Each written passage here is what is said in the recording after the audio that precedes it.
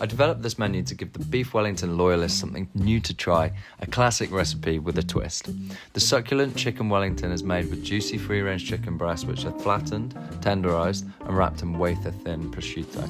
The chicken and prosciutto are sourced from an award-winning family butcher in Wiltshire. The Wellington is filled with a delicious sausage stuffing, flavoured with cranberries, apricots and pistachios. One of my favourite parts of a Wellington is slicing into the flaky pastry. A beautiful golden finish can be achieved on the Wellington by glazing it in egg yolk. Remember, the pastry should be the last thing to come out of the fridge. Ensuring it's chilled is key to making it both easy to handle and for producing the best puff. Wellingtons are the perfect showstopper when entertaining or cooking for a special occasion at home. This one in particular adds a burst of colour to the table when sliced through to reveal the dazzling centre. Whether it's for a Sunday lunch or a family celebration, you just can't go wrong serving a Wellington. My recipe includes detailed step-by-step instructions that will guide you through the skill and precision needed to master the perfect Wellington. I've paired this dish with my irresistible crispy smashed potatoes and creamy cabbage with pancetta.